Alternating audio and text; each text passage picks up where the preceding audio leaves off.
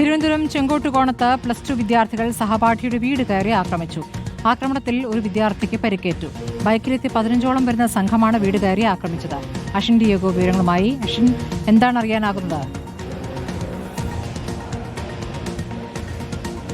സ്മൃതി, ഇന്നലെ രാത്രി 9 മണിയോടുകൂടിയാണ് സഹപാഠികൾ +2 വിദ്യാർത്ഥിയുടെ വീട്ടിൽ കയറി മർദ്ദിച്ചത്. അതിക്രൂരമായ മർദ്ദനമായിരുന്നു എന്നുള്ളതാണ് മനസ്സിലാക്കാൻ സാധിക്കുന്നത്. ചെങ്കോട്ടുകോണം ശാസ്തവട്ടത്താണ് ഒരു സംഘം +2 വിദ്യാർത്ഥികൾ രാത്രി 9 മണിയോടുകൂടി എത്തുന്നത്. 15ഓളം വിദ്യാർത്ഥികൾ ബൈക്കിലെത്തിയായിരുന്നു ഈ ഒരു ആക്രമണം നടത്തിയത്. നേരത്തെ ഈ സ്കൂളിൽ വെച്ച് ഉച്ചയോടുകൂടി ഒരു സംഘർഷം നടന്നിരുന്നു. ആ സമയത്ത് പിടിച്ചു മാറ്റാനെത്തിയ അഭയ് എന്നൊരു വിദ്യാർത്ഥിയെയാണ് ഇപ്പോൾ ഈ രാത്രി വീട്ടിലെത്തി മറ്റു വിദ്യാർത്ഥികൾ മർദ്ദിച്ചത് എന്നുള്ളതാണ് മനസ്സിലാക്കുന്നത്. നേരത്തെ മുതൽ തന്നെ ഈ സ്കൂളിൽ വിദ്യാർത്ഥികൾ തമ്മിലുള്ള പ്രശ്നം അതിരൂക്ഷമായിരുന്നു. മുമ്പും ഈ സംഭവം നടക്കുന്നത് തുണ്ടത്തിൽ മാധവവിലാസം ഹയർ സെക്കൻഡറി സ്കൂളിലാണ്.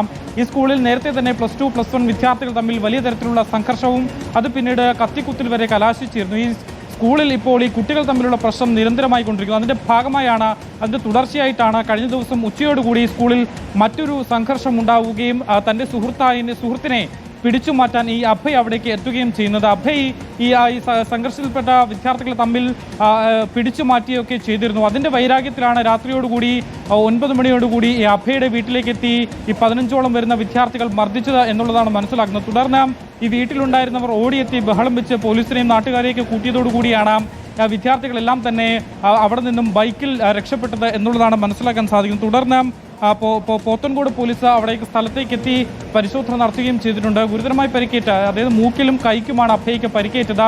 അഭയ് പിന്നീട് തിരുവനന്തപുരം മെഡിക്കൽ കോളേജ് ആശുപത്രിയിൽ ചികിത്സയും തേടിയിട്ടുണ്ട്. നിലവിൽ ഇപ്പോൾ അഭയിൽ നിന്നും പോത്തൻകോട് പോലീസ് മൊഴി രേഖപ്പെടുത്തിക്കൊണ്ടിരിക്കുകയാണ്. നിലവിൽ ആരെയും കസ്റ്റഡിയിലെടുക്കുകയോ മറ്റു കാര്യങ്ങളോ ഒന്നും ചെയ്തിട്ടില്ല എന്നുള്ളതാണ് മനസ്സിലാക്കാൻ സാധിക്കുന്നത്. എന്തായാലും ഈ കുട്ടികളെ ആരെയും തന്നെ ഇപ്പോൾ കാണാനില്ല. അവർ മാറിയിട്ടുണ്ട് എന്നുള്ളതാണ് സംശയിക്കുന്നത്. പ്രതി ശരി.